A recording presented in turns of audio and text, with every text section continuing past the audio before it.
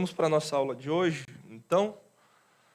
Nosso tema geral é esse aí, que você já sabe. A gente está nesse segundo bloco sobre teologia da revelação, você também já sabe disso. Marcado aqui no calendário nossa aula, a gente vai falar sobre revelação parte 2. Os irmãos lembram disso? E na última aula, esse foi algum dos pontos que eu trouxe. E eu só estou colocando aqui, só para você relembrar. 4 pontinhos aí, né? Que a possibilidade do conhecimento de Deus não é um problema do ponto de vista da revelação, que Deus é aquele que está em todo lugar e é simplesmente inescapável. A gente falou disso. Com a definição bíblica, nós precisamos afirmar ou concluir que conhecer a Deus, como a Escritura afirma, não é apenas possível, mas conhecer a Deus é simplesmente inevitável. Deus é simplesmente inescapável. Essa foi uma dos pontos que a gente chegou também. E o último, o projeto pactual de Deus é o fundamento para o conhecimento da realidade. O projeto pactual de Deus de se revelar é o fundamento para o conhecimento da realidade. Eu só posso conhecer qualquer coisa porque Deus é um Deus que se faz, que quer ser conhecido. Deus é um Deus que se revela. E aí, eu também falei na outra aula que a gente ia fazer um percurso por qual passagem bíblica? Romanos 1, isso. E é o que nós vamos fazer agora, tá? Eu quero que você abra a sua Bíblia em Romanos 1, e a gente vai deixar esse texto aberto até quase o final da aula. Nós vamos lidar um pouco com ele, com as implicações que ele traz.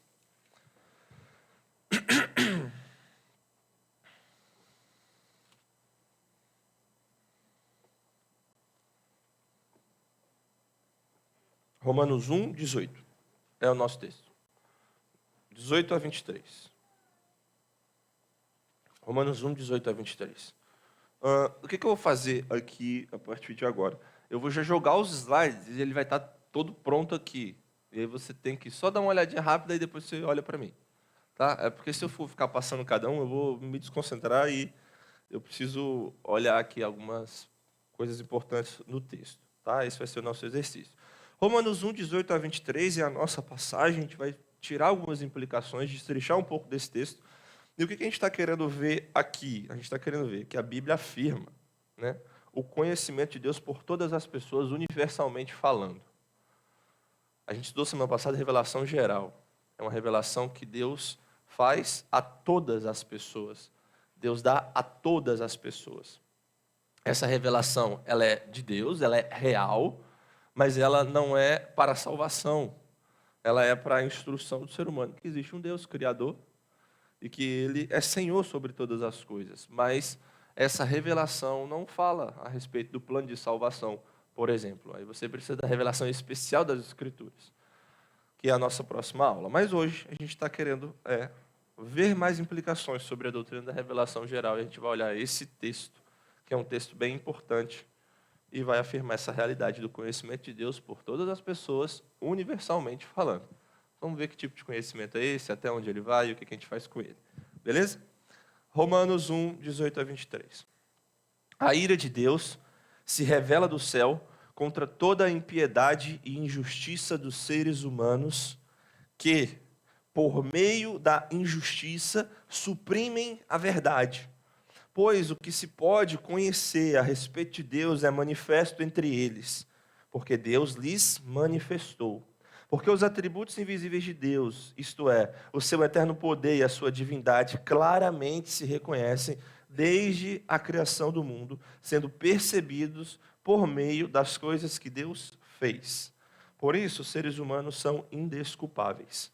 Porque, tendo o conhecimento de Deus, não o glorificaram como Deus, nem lhe deram graças. Pelo contrário, se tornaram nulos em seus próprios raciocínios, e o coração deles se obscureceu. Dizendo que eram sábios, se tornaram tolos, e trocaram a glória do Deus incorruptível por imagens semelhantes ao ser humano corruptível, às aves, aos quadrúpedes e aos répteis. Essa é a palavra de Deus. Será que pode diminuir um pouco esse ar aqui? Por favor, está vindo um vento gelado demais aqui. Obrigado, Bruno. Texto da palavra de Deus. O que vem antes, para a gente entender o contexto? Paulo está desenvolvendo aqui um argumento que é o seguinte: o evangelho é a revelação da justiça de Deus em Cristo. Paulo está desenvolvendo esse argumento, esse é o ponto de Paulo. O Evangelho é revelação da justiça de Deus em Cristo. É por isso que ele diz nos versos anteriores: pois eu não me envergonho do Evangelho, porque é o poder de Deus para a salvação de todo aquele que crê, primeiro do judeu e também do grego. Porque a justiça de Deus se revela no Evangelho, de fé em fé, como está escrito: o justo viverá por fé. Então, esse é o grande ponto de Paulo, está sintetizado ali dos versículos 16 a 17, e alguém poderia perguntar, então, logo depois desse ponto, o seguinte: Paulo, por que é que alguém precisa dessa justiça revelada pelo Evangelho? Tá bom, o Evangelho revela a justiça de Deus, mas daí? Por que eu preciso dela? Então, Paulo, já antecipando essa objeção que poderia surgir, ele desenvolve o primeiro bloco da sua carta, que vai desde 1,18 até 3,10, para responder essa pergunta. Por que a gente precisa da justiça do Evangelho? Por que eu preciso ser justificado pela fé em Cristo? Aí Paulo vai responder. E aí, nesse primeiro bloco, né, de 1,18 a 3,10, ele vai falar sobre a condição do homem natural. Ele vai falar sobre a condição do homem sem Deus. E ele sintetiza isso dizendo o seguinte: o homem pecou, ele é injusto, sobre ele está a ira de Deus. É por isso que ele precisa da justiça revelada no Evangelho. Tanto judeus como gentios, judeus que têm a lei de Deus escrita, gentios que têm a lei de Deus no coração, a lei moral, a gente viu sobre isso? Romanos 2. Tanto judeus como gentios, ninguém escapa. Todos pecaram, eles estão fora, destituídos, alheios à glória de Deus. E, portanto, eles precisam da justiça revelada no Evangelho. Mas a gente não vai falar de todos esses 3 capítulos, a gente vai falar de um único bloco. E eu quero que, nesse primeiro bloco, você observe essas 3 coisas ali. Ó. Paulo, sobre a condição natural do homem, nesses versículos, a gente só vai falar do primeiro aí, para a gente entender. Ele diz que o homem tem uma condição moral desfavorável, uma condição religiosa desfavorável e uma condição de rebeldia epistemológica. Não se assuste, não é um feitiço. Não é. Significa que o homem tem uma condição de rebeldia com relação ao conhecimento. Epistemologia é isso, é o estudo do conhecimento.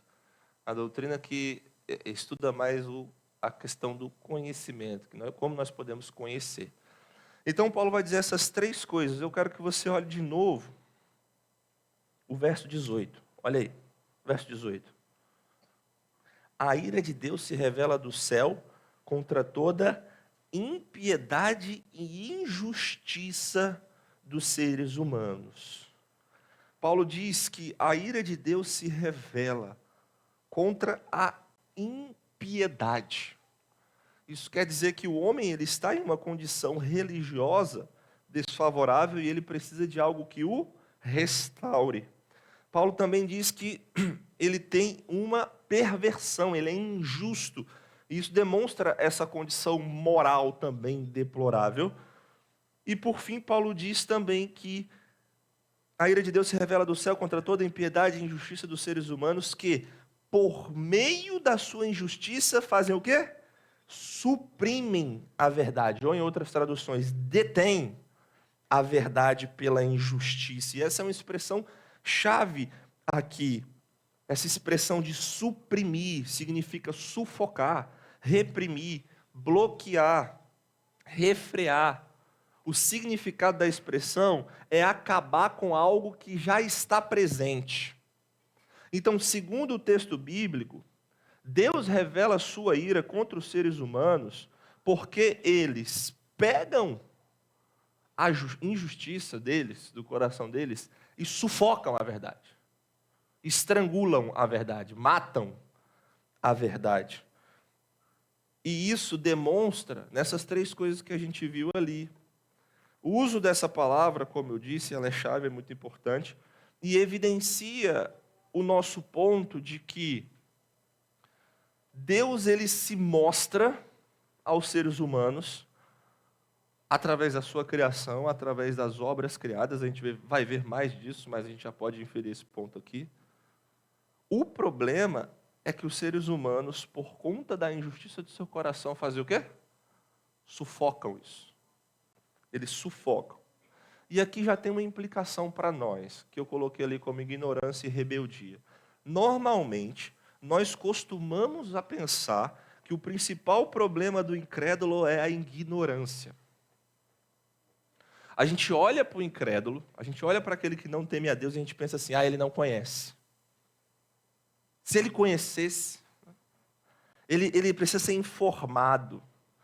Isso é parte da verdade, porque em um certo aspecto, isso está correto, né? Paulo diz lá no capítulo 3 que não há quem entenda, não há quem busque a Deus. Isso está correto em parte, né? Mas nós já podemos perceber aqui que quando a Bíblia diz, né, que o homem ele sufoca a verdade de Deus, ela já está nos mostrando que o principal problema do homem não é a ignorância, mas é a rebeldia. Rebeldia. Paulo está mostrando para a gente que o principal problema do incrédulo é a rebeldia. É possível apontar o incrédulo como ignorante, mas isso como consequência da rebeldia, e não o contrário. Isso como um fruto daquilo que ele já fez no seu próprio coração. O Mateus, na semana passada, fez a pergunta assim: como a gente responde a objeção daqueles que dizem que Deus está nos culpando pela própria cegueira, culpando o cego pela cegueira? A ilustração, você não pode assumir os termos da ilustração, senão você vai de arrasta, você é levado. Porque não é como se Deus estivesse culpando o cego pela sua cegueira, no sentido do cego não ter nenhuma responsabilidade daquilo, né? Mas o que Deus está fazendo é responsabilizando e reagindo à injustiça e impiedade do homem que conhece a Deus, mas que sufoca a verdade que Deus manifestou para ele.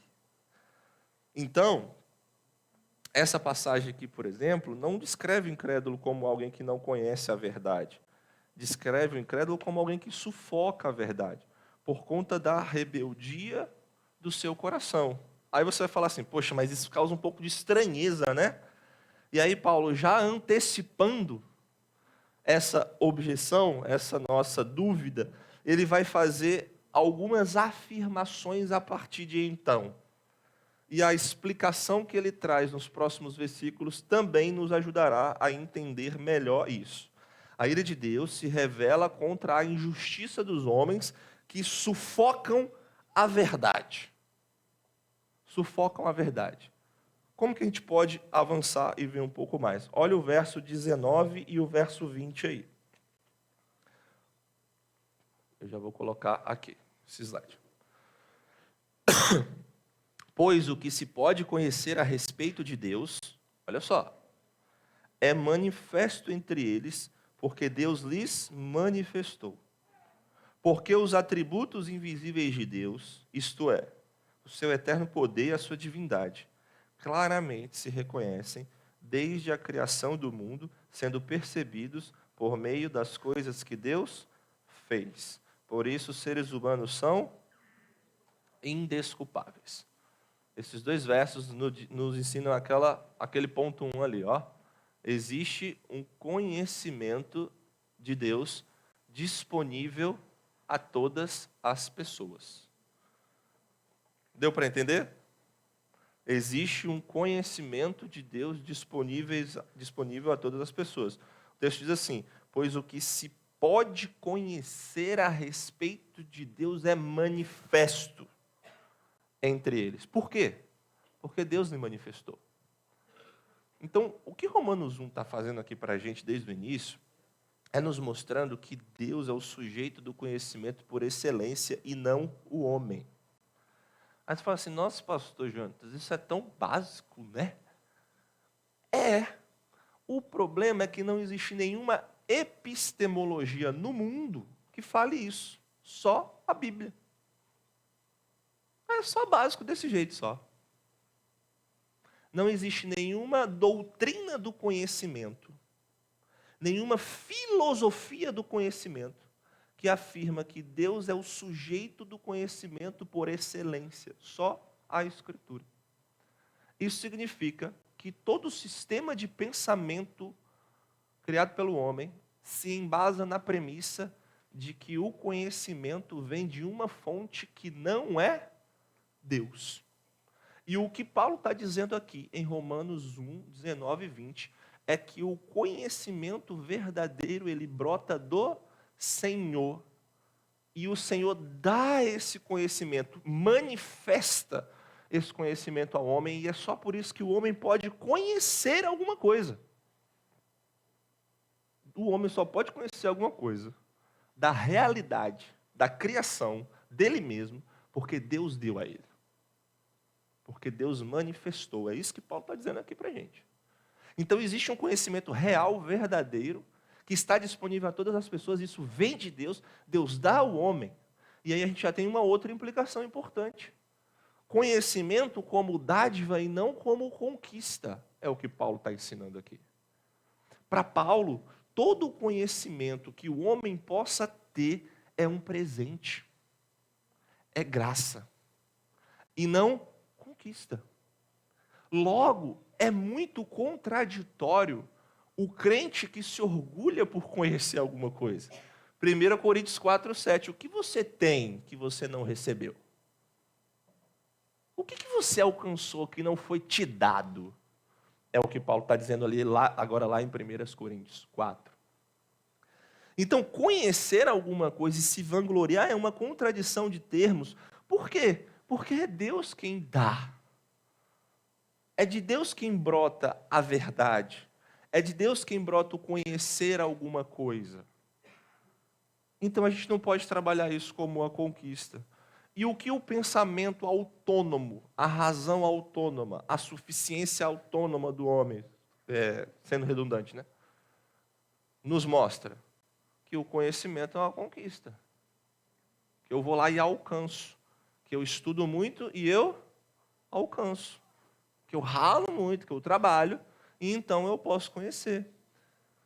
E é isso que tu diz, não é na verdade isso. Sim, você se esforça bastante para você entender o mundo, né, que foi criado, para você entender a si mesmo, para você entender o outro, você tem que se esforçar bastante, mas você só pode chegar lá por quê? Porque Deus se mostrou. Se Deus tivesse ocultado isso, você não veria. Esse é o argumento do apóstolo Paulo. Então, sim, existe um conhecimento de Deus disponível a todas as pessoas nesses versos. Mas aí você pode perguntar, tá, mas que tipo de conhecimento é esse então? Porque se tem um conhecimento disponível, qual é? Como que ele é? Até onde ele vai?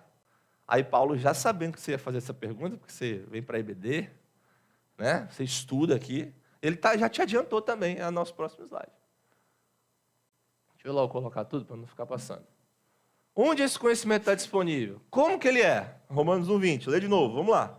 Porque os atributos invisíveis de Deus, isto é, o seu eterno poder e a sua divindade, claramente se reconhecem desde a criação do mundo, sendo percebidos por meio das coisas que foram criadas. E aqui Paulo esclarece 3 coisas diferentes para a gente. Primeiro, Paulo esclarece o objeto do conhecimento disponível. A pergunta, o que exatamente de Deus é conhecido por todas as pessoas segundo esse versículo? Os atributos invisíveis de Deus, que Paulo destaca como basicamente 2 coisas. A grandeza de Deus e o poder, ele tem um eterno poder. É isso que o texto diz. Então ele é grande e poderoso. E a divindade de Deus. Ou seja, a distinção criador-criatura. Existem teologias no mundo, e eu estou usando teologia aqui de um sentido amplo, você já aprendeu isso, que diz que Deus é o mundo.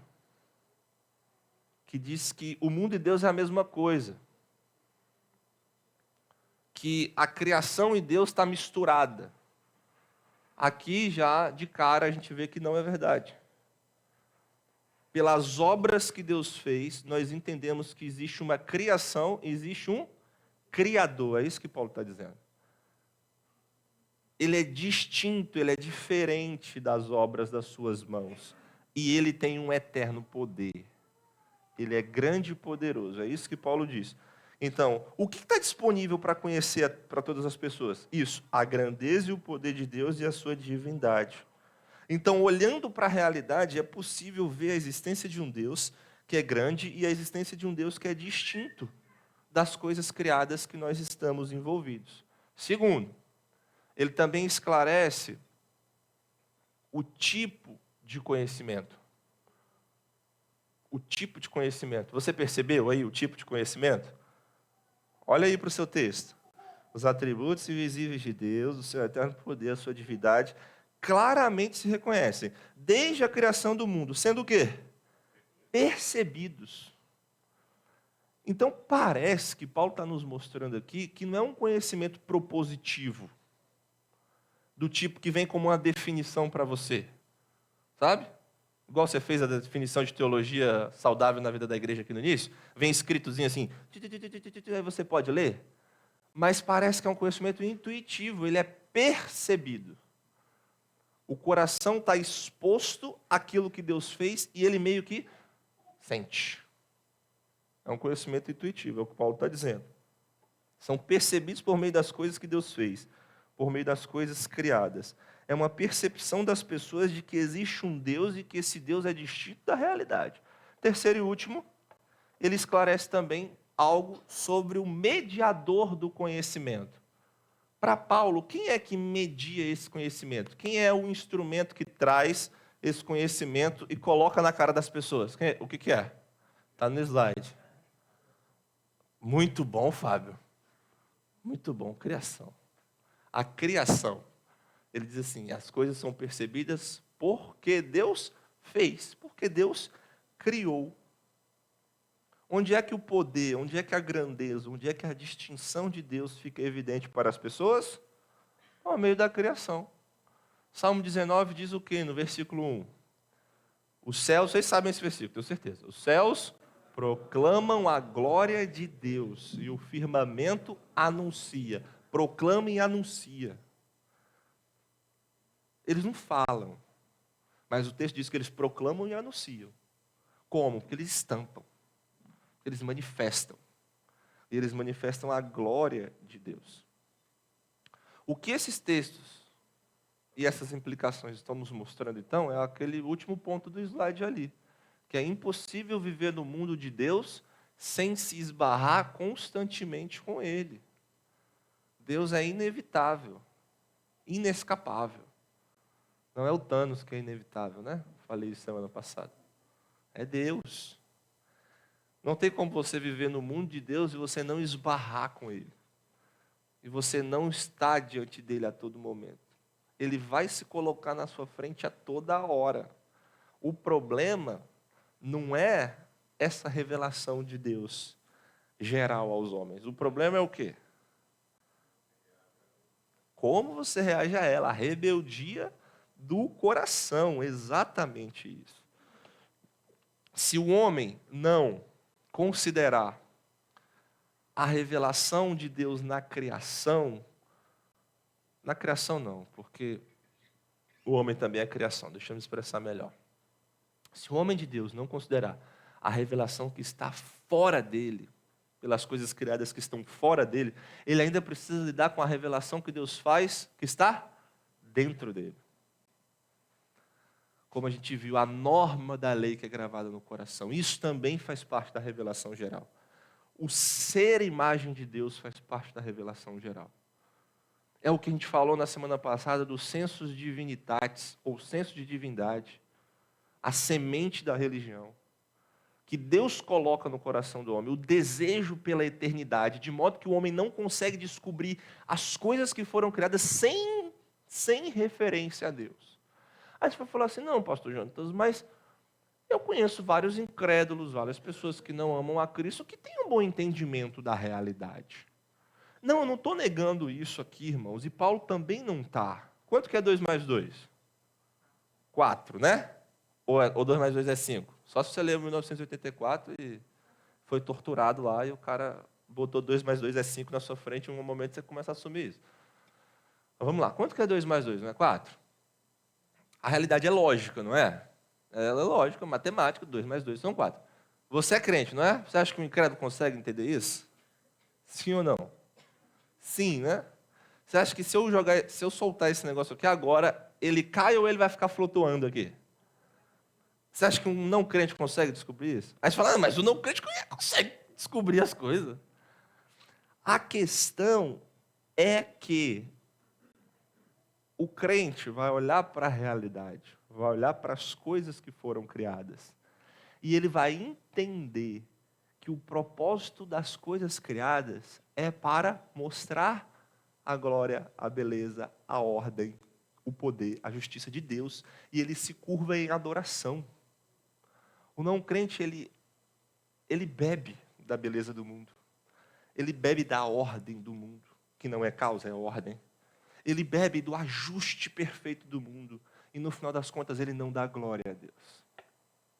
É por isso que a gente está dizendo que, no final das contas, ele não vai ter um conhecimento verdadeiro das coisas. Por quê? Porque ele conhece, mas não adora. E conhecer e não adorar, conhecer e não render glórias ao Senhor, não é conhecer de verdade. É um conhecimento meio meia boca.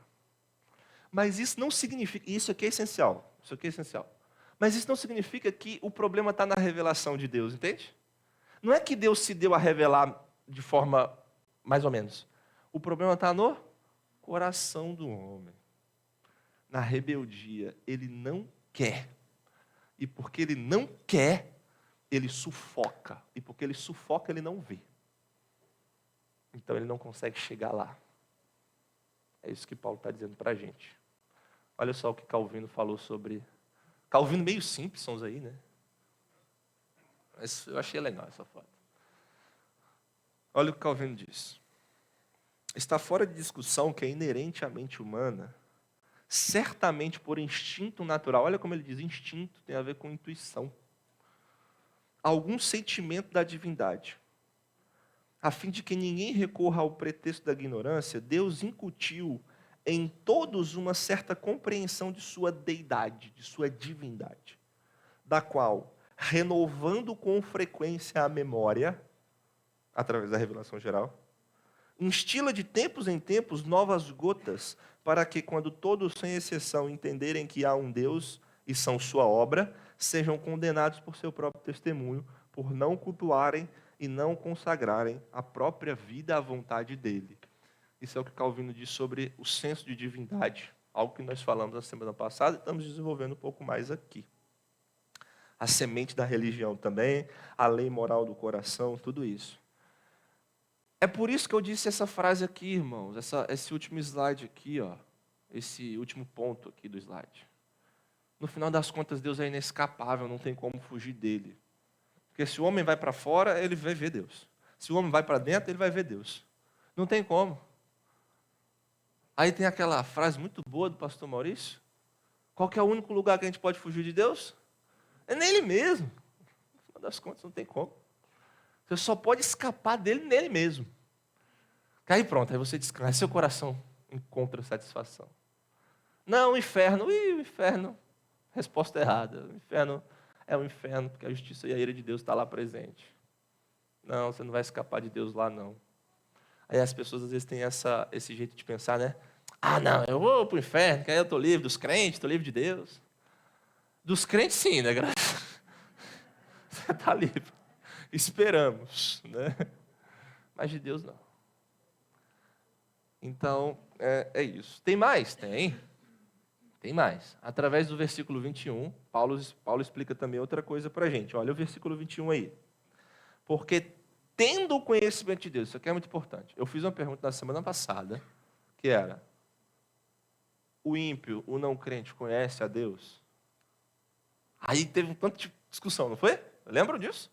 Aí uns falaram não, outros falaram sim. Aí eu falei, explica. O teólogo Roberto foi e deu uma aplicação teológica aqui para a gente. Mas olha o que o texto bíblico diz aí, ó.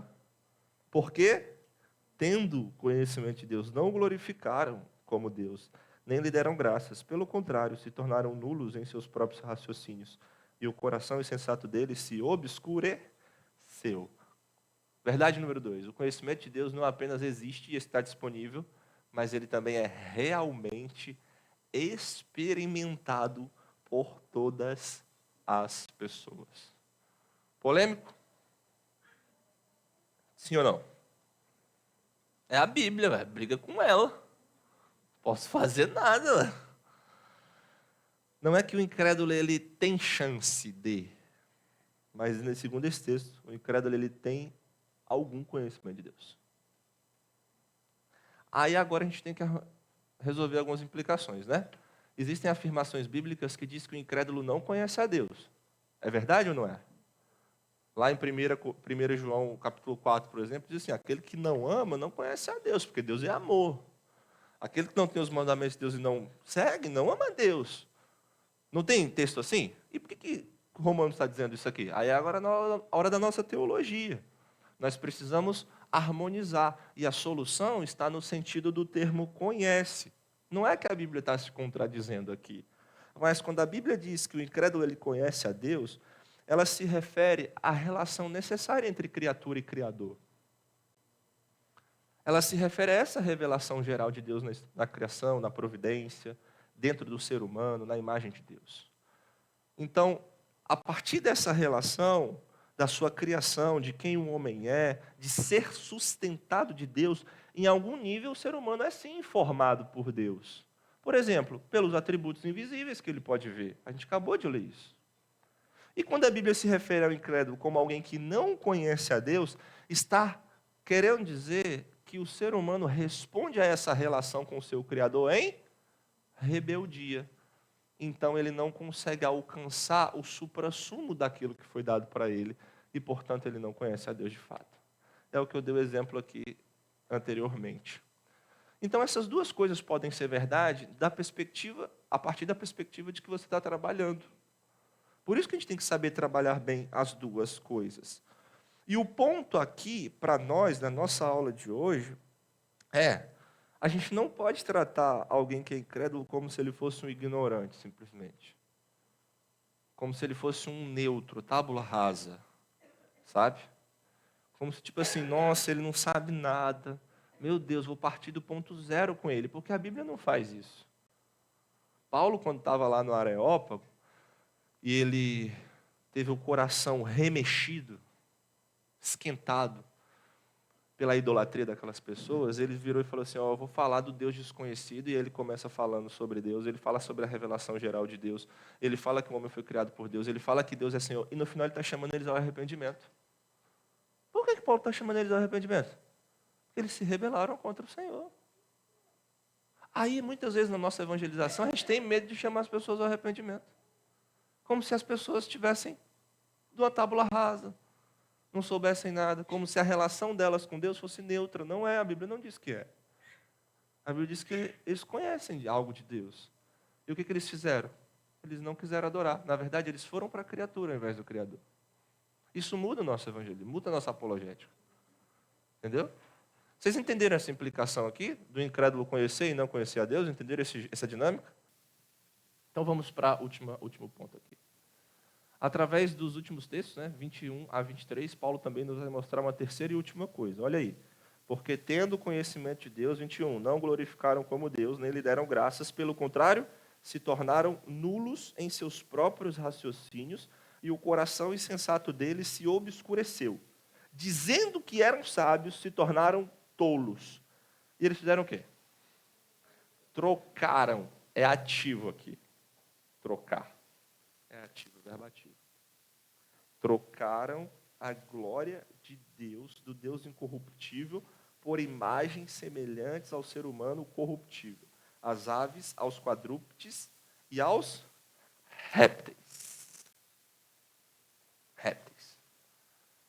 Ponto 3, que nós aprendemos desses versículos. O conhecimento de Deus, que é experimentado pelo incrédulo em algum nível, também é sufocado, rejeitado e substituído na idolatria por razões, isso aqui é importante demais, que extrapolam a dimensão intelectual.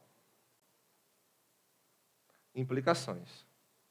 A dimensão religiosa parece ser determinante da dimensão intelectual. O que eu quero dizer? Rapidinho, Márcio. Eu quero dizer que o raciocínio se torna nulo, se torna escuro, porque o coração trocou a glória de Deus.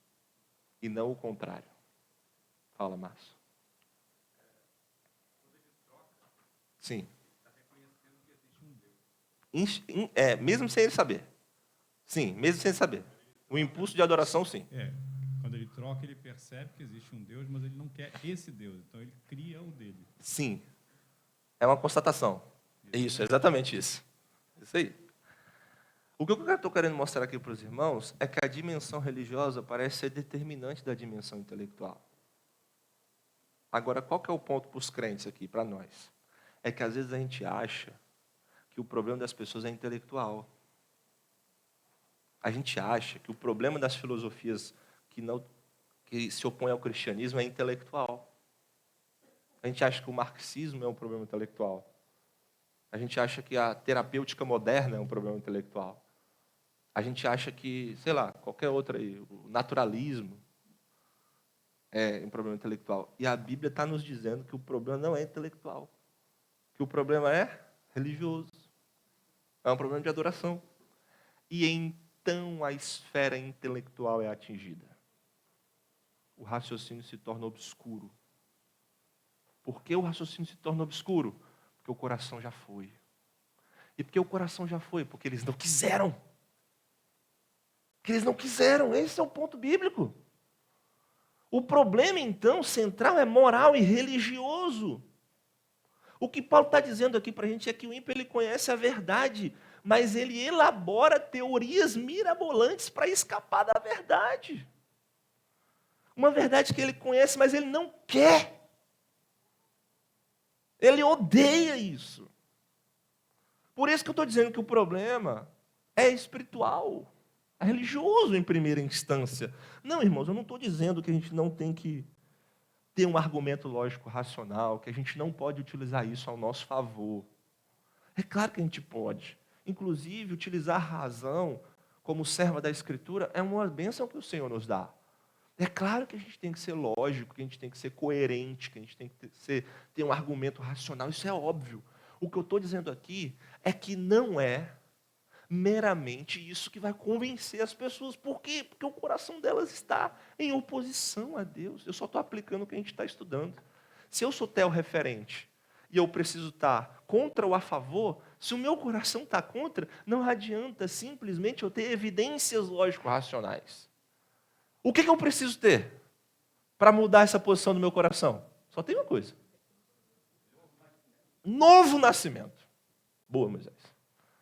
Arrependimento. Espírito Santo. O Espírito precisa lá e curar a rebelião do coração. É isso. E se o Espírito não curar a rebelião do coração? Se ele não transformar a posição de inimigo de Deus para amigo de Deus, não adianta. Não adianta. Sabe qual é a notícia boa? É que Deus falou assim, vamos pregar. Fala a palavra. E o trabalho do Espírito Santo é comigo. É por isso que a gente está aqui. É por isso que a gente continua evangelizando. É por isso que a gente continua fazendo apologética. A nossa posição não é que a gente vai curar as pessoas, que a gente vai transformar o coração das pessoas, que pelo nosso argumento lógico, coerente, racional, as pessoas vão ser convencidas. A gente sabe que a guerra é espiritual, que a guerra é religiosa, é isso que eu quero dizer. E uma guerra religiosa você só pode vencer com armas do Senhor. E o que o Senhor diz? Eu curvo os corações, vocês pregam.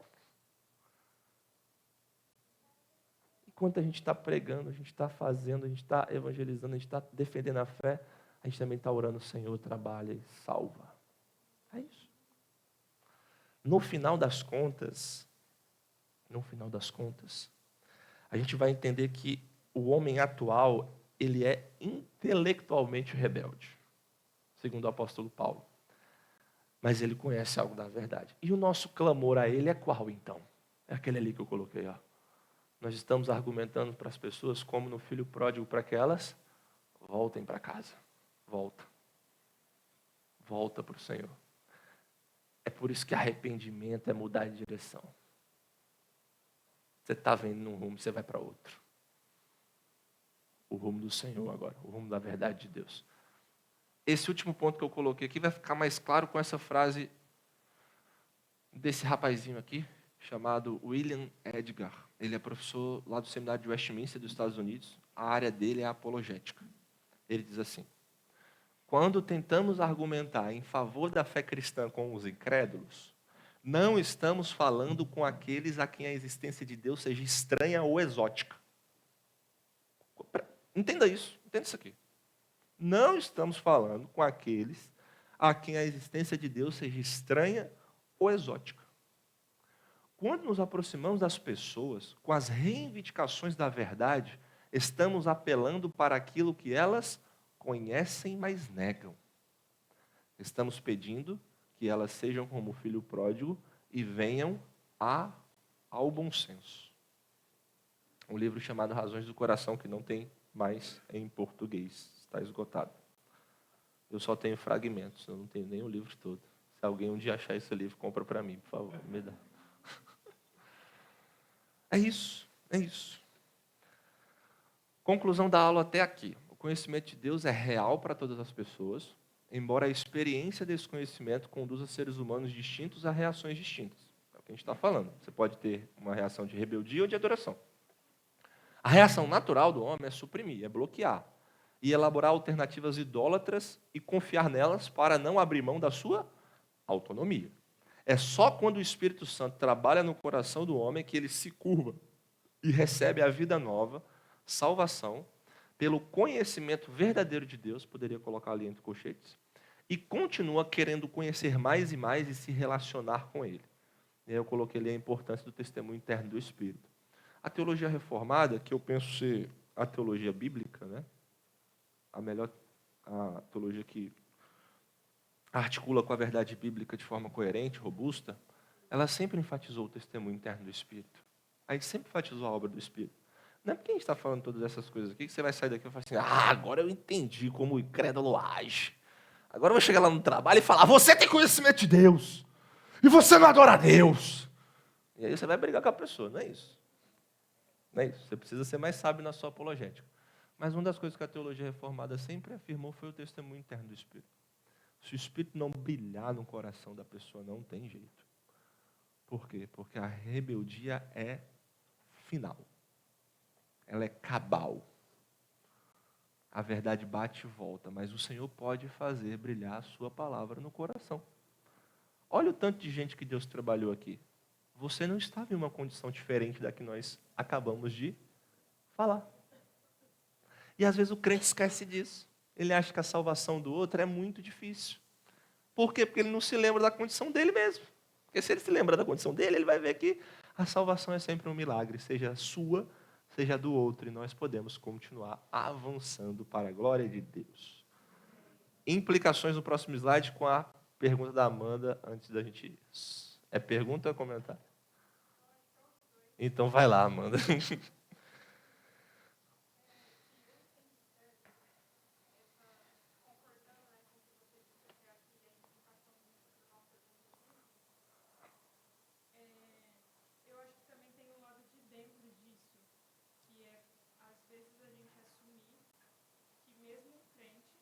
Teve o coração dobrado, já foi de fato convencido pelo poder do Espírito Santo, que às vezes também a questão dele para não mudar é só falta de conhecimento. Isso. E no nosso contexto talvez a gente perceba isso mais ressaltado, porque a gente pode dizer, temos um conhecimento muito bom. Isso. E aí às vezes a gente fica muito bolado com uma pessoa na igreja, porque fala: caraca, mas a gente já recebe o conhecimento, a gente já tem a exposição ao conhecimento, por que então não mudamos? Como se uma atitude imediatamente sequente ao conhecimento nossa, aquela pessoa acabou de ouvir aquela pregação, aquela doutrina, sendo crente, vai mudar. Mas a gente também esquece que é pelo poder do Espírito Santo também com os cristãos. Então, somos justificados pela fé, mas também santificados pela fé. Sim. Então, esse é o comentário. A pergunta é: faz sentido? Faz sim.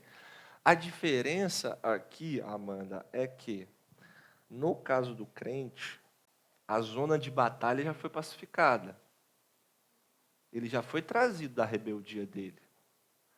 Então, o ideal, o lógico, o natural, seria ele ser exposto à verdade e se curvar. Mas nós sabemos que muitas vezes não é assim.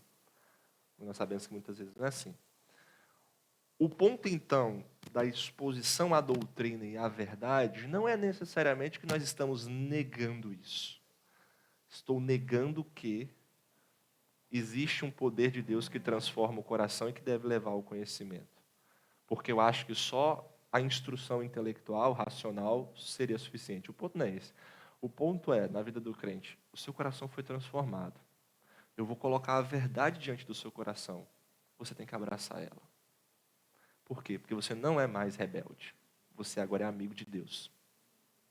Então, quando a gente exorta, quando a gente insiste, quando a gente lida com as pessoas, não é excluindo o ponto ou o fato de que é Deus que precisa ir lá trabalhar no coração. Mas é afirmando isso. E afirmando que Deus já fez isso, por isso que Ele é capaz. Por isso que Ele pode ir avançar. Mas sim, esse ponto é. Você não está errado no seu pensamento, não. Só ponderando. Tá? Mas é por aí. Como o ensino da revelação geral pode nos ajudar?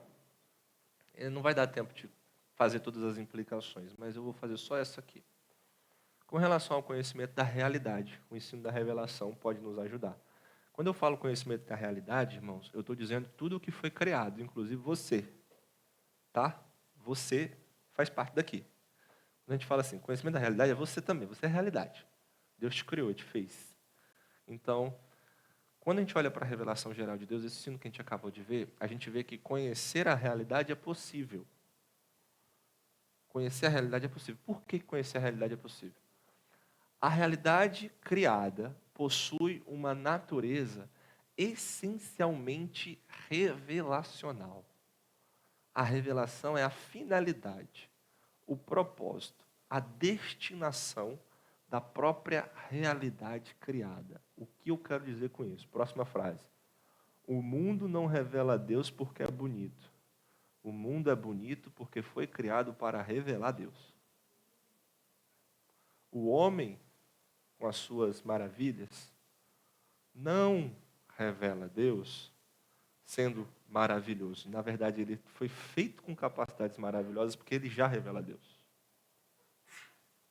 Então, quando você olha e vê toda a beleza, toda a ordem, toda a justiça, as maravilhas, o encanto que pode ser absorvido a partir da realidade, você tem que olhar para essas coisas e dizer assim, nossa, isso é tão bonito, meu Deus do céu, que maravilha, isso é bonito, então revela a Deus. Você tem que falar o contrário.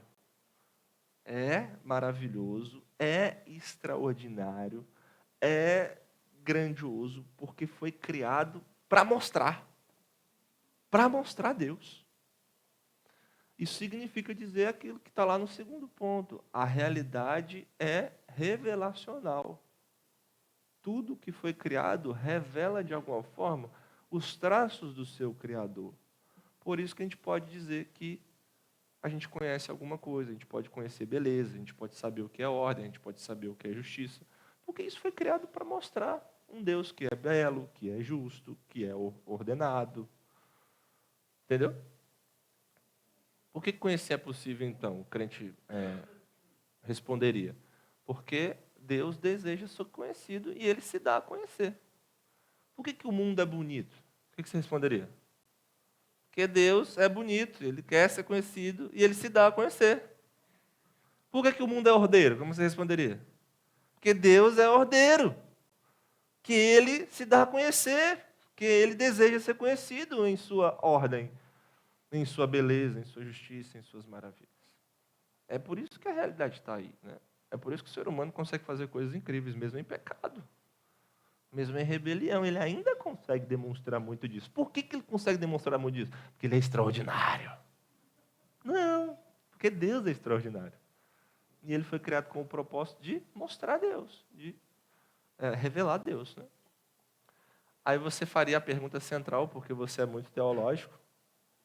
Você faria a seguinte pergunta central. Tá bom, pastor Jonatas, eu estou entendendo o que você está me dizendo assim, mas como como é que nós podemos discernir entre a verdade e a mentira na interpretação da realidade, então? Como é que nós podemos discernir entre a verdade e o erro no conhecimento da realidade? Como é que você responderia isso? Como que a gente discerne essas coisas? Boa, Fábio! Muito bom. Dá um abraço nele aí, Lorene. Vai lá. Isso. Olha lá a resposta. Esse é o papel da revelação especial. Discernir entre a verdade e o erro na interpretação da realidade, na interpretação da própria revelação geral, na interpretação das coisas criadas, na interpretação do ser humano, não é papel das coisas criadas na natureza. É papel da Escritura. Discernir o plano de salvação, falar sobre o pecado, falar sobre a redenção e a consumação é papel da palavra de Deus. E é por isso que o homem precisa da palavra. É por isso que nós precisamos pregar da palavra. Porque se ele ficar só na revelação geral, ele não vai conseguir conhecer. E aí é a nossa próxima aula. Aí você tem que estar aqui para você entender o que é esse negócio de revelação especial. Tá? Ainda tinha esse slide aqui, ó, com implicações, tá? A respeito da revelação geral, né? Ponto 2 ali. Se o incrédulo não é primariamente um ignorante, mas sim um rebelde, a nossa apologética e evangelismo não deve visar primariamente a mente das pessoas, informação, mas o coração, rendição. Aí na próxima aula eu explico um pouquinho para você o que é apologética pressuposicional. Um nome difícil para algo que nós já fazemos ou deveríamos estar fazendo. O 3, né? Nós devemos mirar as nossas armas para outro lugar. Não é para a razão simplesmente, mas para o coração. Nós devemos trabalhar melhor os termos da rebeldia e rendição. Por muito tempo a igreja, talvez grande parte ainda hoje, se o quê? Se dobrou, é porque está meio embaçado ali. Se dobrou a uma exposição racionalista do Evangelho. Nós temos que ter cuidado com isso, porque isso empobrece a nossa mensagem. E mais implicações a respeito do nosso estudo. Deus existe e criou todas as coisas. A gente fala um pouco disso depois. Ateísmo é loucura. Idolatria é impiedade. Deus atribui ao homem toda a responsabilidade por todas as coisas. Aqui é um uso missiológico que a igreja pode fazer da revelação geral. E aqui é um uso doxológico que a igreja pode fazer da revelação geral. Aí na próxima aula a gente usa 10 minutinhos para explicar esses slides, eu só quis citar aqui, mas é para você ver que tudo o que eu estou falando aqui tem conexão com a semana passada, que eu prometi, lembra? O Matheus fez uma pergunta, eu respondi, mas falei, na próxima aula a gente fala mais sobre isso. Aí o Levi perguntou uma coisa, eu falei, exatamente esse ponto aí vai ser a implicação da próxima aula. Está aqui as implicações, né? O uso que nós podemos fazer da revelação geral. Mas a gente conclui na próxima semana, porque a gente acabou o nosso tempo e eu não quis também correr com as perguntas de vocês, com as coisas que vocês trouxeram. Tá bom? Vamos orar. Muito obrigado, Senhor, por tudo que o Senhor tem nos dado, que o Senhor nos ensine e que nosso coração absorva tudo isso. Em nome de Jesus, amém.